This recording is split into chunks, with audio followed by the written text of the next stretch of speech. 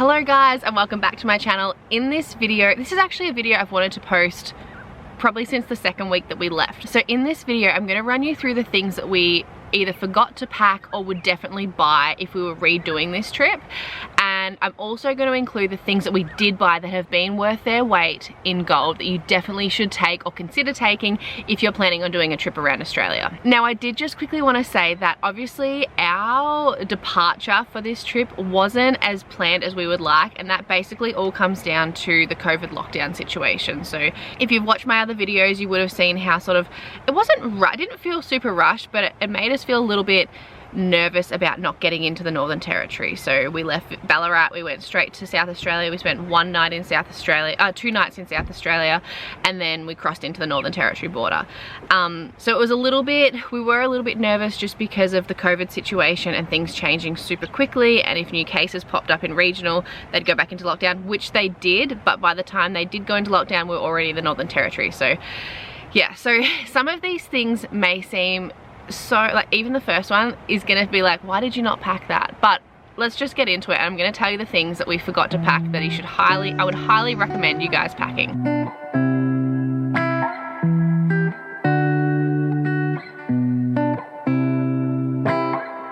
So the first thing, I'm almost embarrassed to say this, is maps. So Buds and I didn't pack any maps.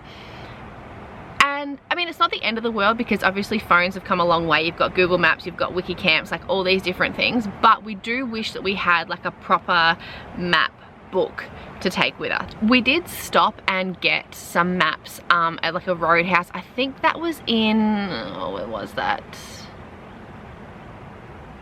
Oh my God, it's gonna come to me. It was when we first crossed it, Kalgira. I think that's where we first got them. So we got 2 maps, and one was for WA, which was, we knew we would use in the future because we weren't in WA yet, and the other one was for Northern Territory but top end, which we never ever went to, so that was kind of pointless. But it's fine, we got through. Obviously you've got maps and stuff on your phones, but I would highly recommend getting a good map to have with you, just so you can see like different things. Like Wikicamps is great, but it doesn't show every single like point of interest or things to see or like every little town you're coming to. So I would highly recommend getting a good map, whichever way, shape or form you want to do it. Get a good physical map to look at, because, and also the other thing is you don't always have signal.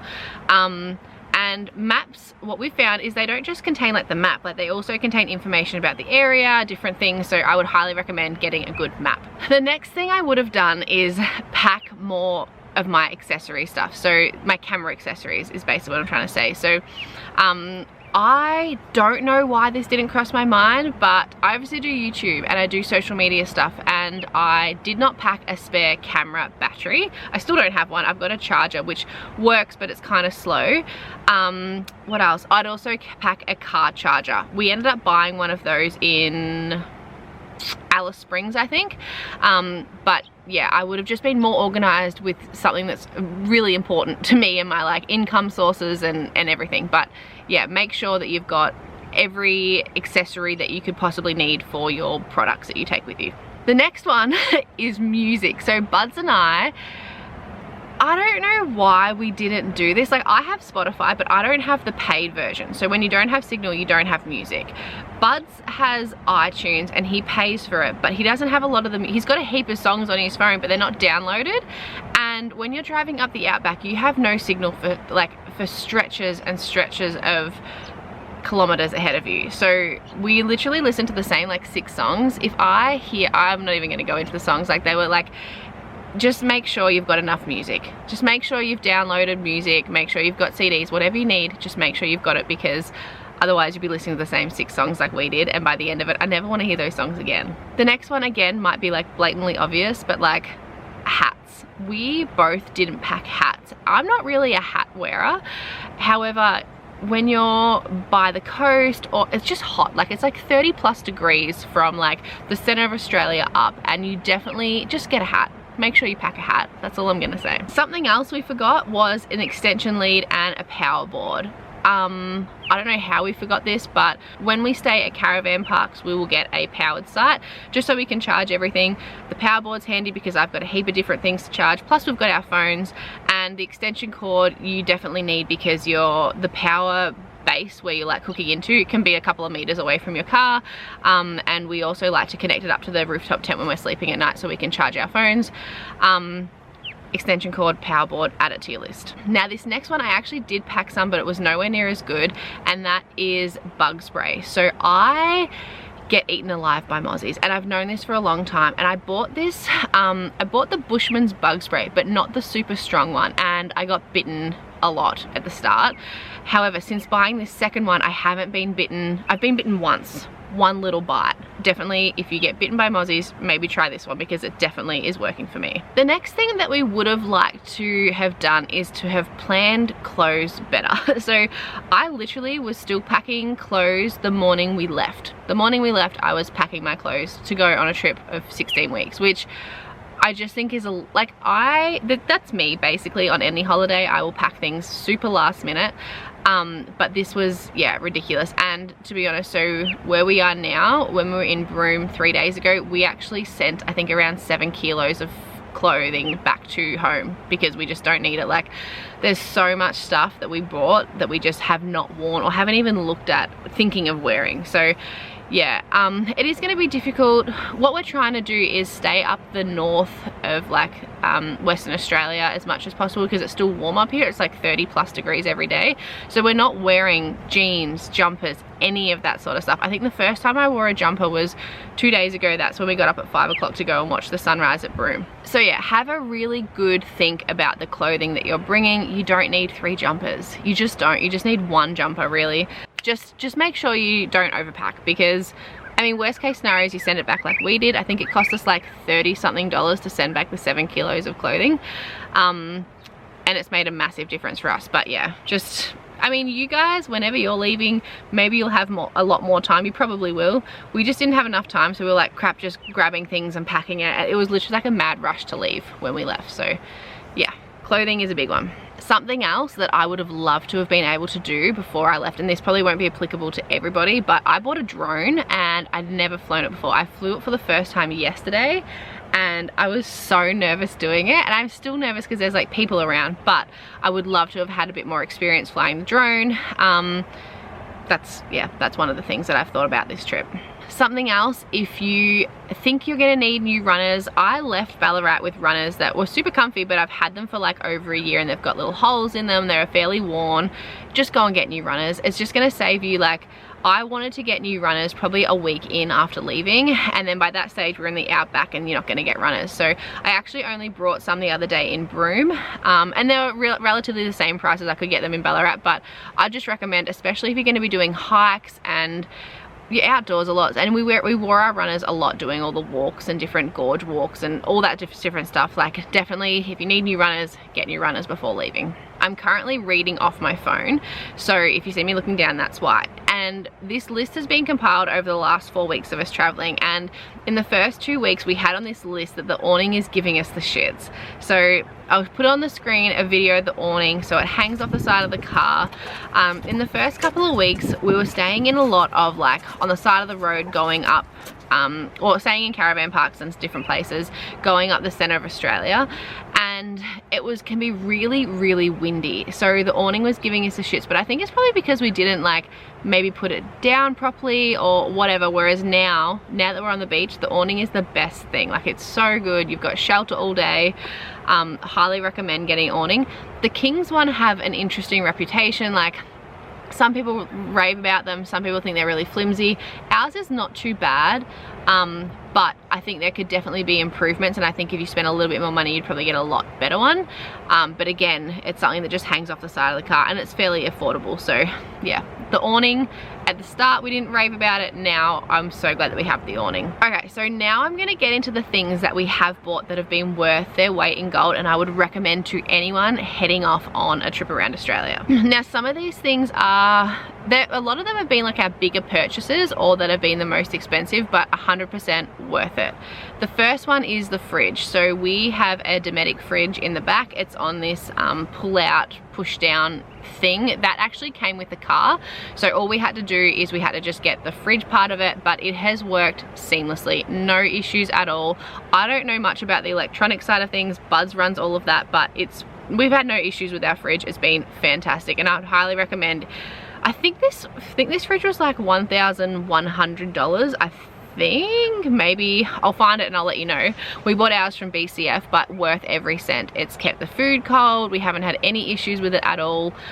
It runs like a dream. The next one is the drawers. Now this also came with the car when we purchased it. We have a Toyota Hilux, and the guy that we bought it from was really into traveling and decked out the full car, and then him and his partner collectively, I think they had like 3 kids, and they took their kids on a trip and they all hated it, so he decided to sell the car, and I think they were having another kid or something, so they wouldn't fit in the car.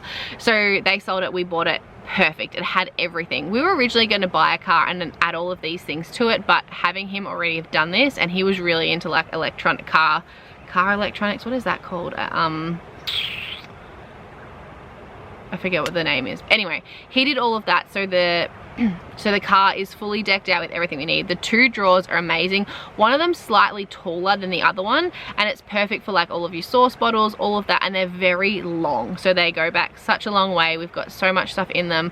But yeah, these drawers have been amazing for storage, and it also keeps things cool. So we've had stuff in there on like 30-degree days and it doesn't get super hot. So yeah, these drawers are unreal.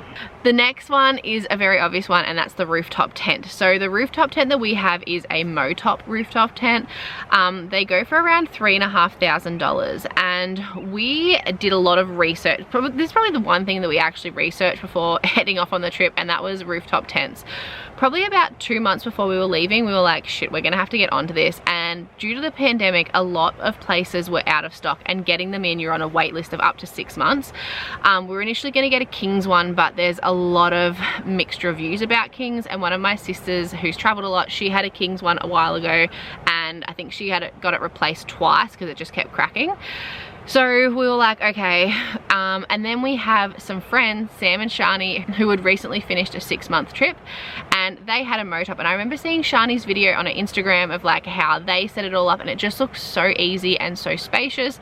So I actually reached out to Shani and was like, hey, are you guys interested in selling, or could we rent it off you? So we are renting the Motop rooftop tent from our friends, which was perfect because had we wanted to buy it, we wouldn't have been able to get one because they're not in stock anywhere, and then you go on a wait list, and we probably wouldn't have been able to leave because we wouldn't have had one. So worked out super well for us. We're renting it off them for a cheaper price than we would be to buy it. It's also been great because we would love it. Like, we have already started speaking about our next trip that we want to do, and we would 100% buy one. So this has been a really good way to sort of test the product without having to invest that full upfront to buy it in the first place. So rooftop tent, 10 out of 10. It's absolutely amazing. It's spacious. Buzz is like 194 centimeters tall, and when he's lying down, he doesn't touch the ends. Like this, it's huge. It's literally like a double bed.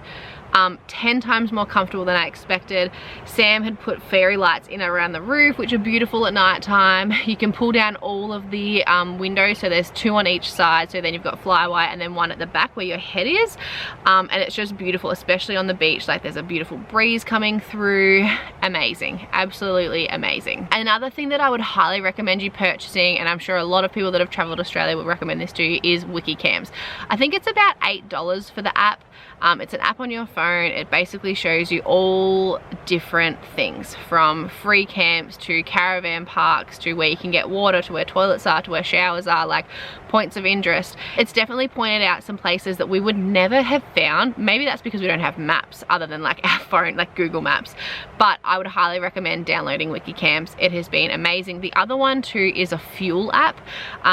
This fuel app allows you to sort of suss out where the cheapest fuel is in a town, and it's actually opened my eyes realize that like usually the first fuel stop that you come to when you come into a town is the most expensive, because a lot of people that are thinking of getting fuel will just see that and pull in.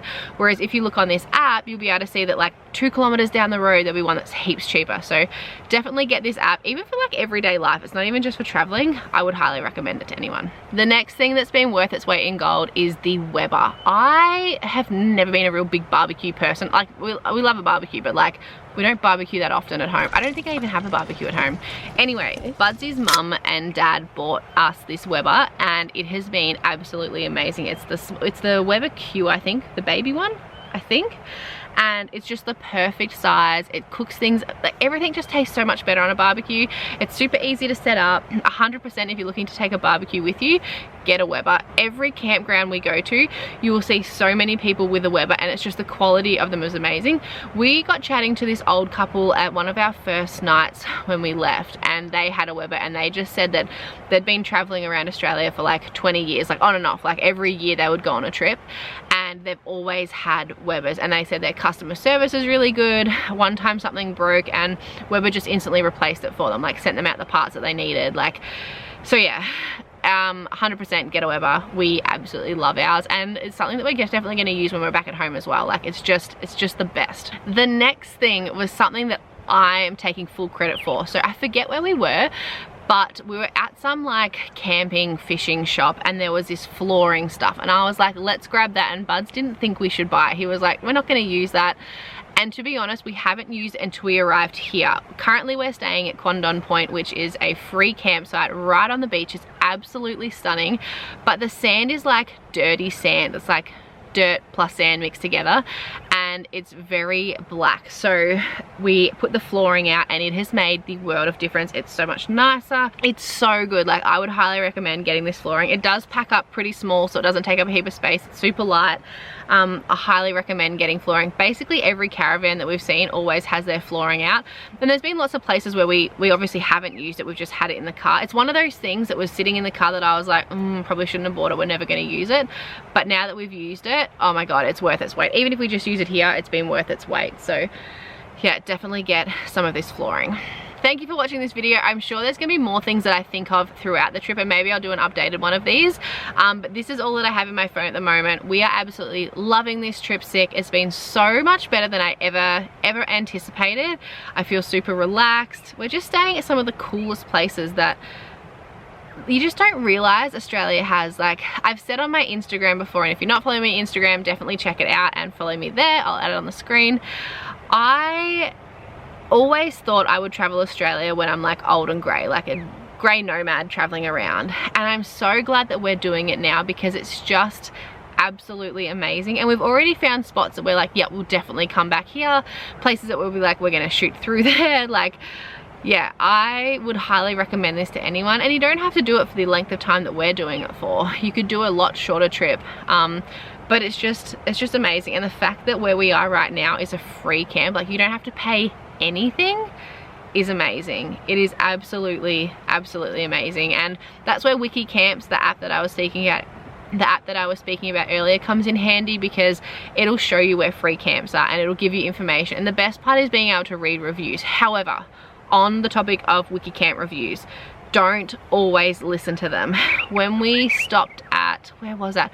Renner Springs, which was in the outback of Australia, in the outback, I think, up the center of Australia. Yeah, whatever it was, Renner Springs. All the reviews there were bad. Everyone said it was disgusting and gross, and we got there and we're like, this is amazing. So don't always listen to the reviews, but like the reviews are also really handy. We're heading up after this to Pender Bay, I think, and the reviews all there sound amazing. So we're like, we're gonna go based off just reading those reviews. So yeah, Wiki Camps has its pros and cons. You can tell that a lot of the people that have done your trip, like especially when you're going the same route as people, you'll see the same people leaving reviews, and you can just tell that some of them are Karens. Like some of them will just complain about everything.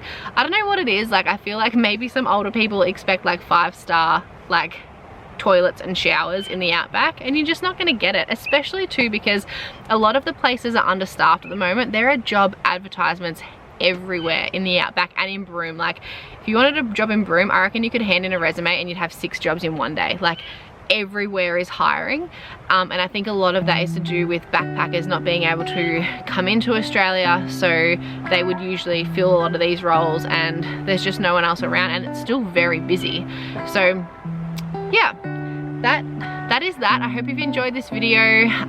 Definitely get a Weber. Definitely make sure if you're doing car renovation or anything, have the drawers. They're super helpful. Dometic fridge, would highly recommend. Rooftop tent, absolutely amazing. But yeah, absolutely loving the trip, and I hope you enjoyed this video. I will see you in the next one.